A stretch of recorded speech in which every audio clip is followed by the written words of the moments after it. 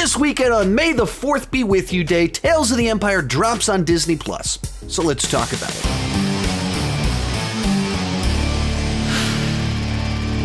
Hi, my name is Sean, and I love to talk about movies and TV way too much. With that in mind, go ahead and join me down below in the comments section.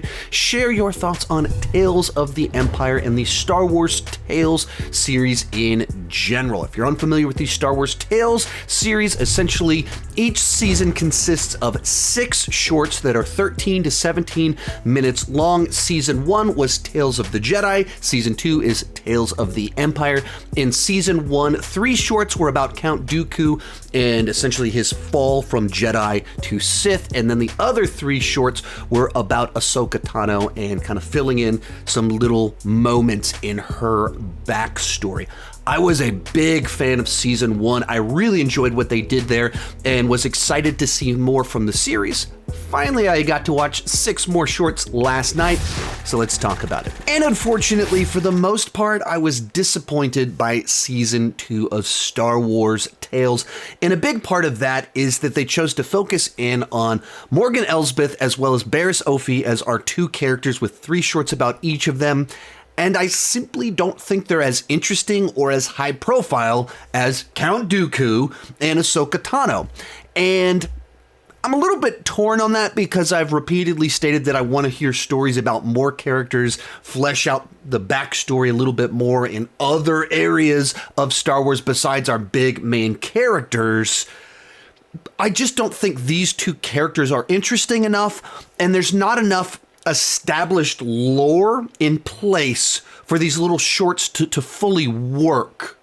Whereas, say with Count Dooku, we know enough about him and we know enough about the context of his fall that seeing these little episodes about Count Dooku in Season 1, we have a frame of reference that you just need those little episodes to understand why he fell to the Sith. Likewise, we already have a lot of Ahsoka Tano stories, so kind of filling in those little moments in the lore works because we have the right frame of reference. And I just feel with Morgan and Barriss, there's just not as much established for these little episodes to work as well. So even as I was watching them, it's like a little glimpse, and you feel like I needed that to be more. Like I need a whole series to make this compelling because, right, broken childhood leads to broken adulthood if you don't deal with the trauma of your youth. Right. But you have to elaborate on that for this to work. And in particular with the Morgan stories, I just needed a lot more there for it to work. There's too big of a jumps between the moments in her life. And some of it just kind of felt like almost one of them's a bit of a cameo fest, and the only value to it is like, oh, look, it's that person showed up. But beyond that, like, there just wasn't a compelling tale in and of itself because there's not enough of a context for me to really understand what's going on there. The other ones about Barriss Offee, I think worked a lot better. I'm sure I mispronounced her name. They worked better because it was more in a more established space. It's very much an Inquisitor tale, former Jedi tale. There's some other stories about her to where you could latch on to the arc being told. And so that was a little bit more fascinating to me, where in the Empire, you always wonder, like, was everybody just all on board with the genocide and everything? Who are the people that were kind of like torn with everything happening? And it gives us one of those stories where you see a person, how they get pulled into it and how they respond to the crazy of it all. So those ones worked quite a bit better for me, even though I was less familiar with the character, at least going into it. Other thing that I think frustrated me a little bit about Tales of the Empire is that I didn't feel like it was Empire focused enough. Because, or so much of what I liked about Tales of the Jedi is that, we saw the prequel perspective on the Jedi, a lot of Clone War perspective on the Jedi, and then, of course, you see the post-Republic perspective on the Jedi. And so that when you see it from Dooku's perspective, where you really see the places where it was off the path and what would tempt someone away from it, and they see a real problem, but they go to a bad solution, but it really gave you a perspective. And we went to a time point, a period of time before Phantom Menace with the Dooku stories that was really helpful in fleshing out the tale. Here, I don't think it did that nearly as well because in the case of the Morgan stories, she's kind of tangential. Like, she's not Jedi, she's not rebellion, she's also not fully Empire. She's not in the middle of that system. And then with Barriss, we're going into Inquisitor mode, and so it's kind of like this offshoot thing over here that is, of course, the arm of the muscle of the Empire, but it doesn't give you a flavor for the Empire itself. Like, I didn't feel like it fleshed that out, besides having a little bit of that telling stories about someone that didn't fully buy into what they were doing.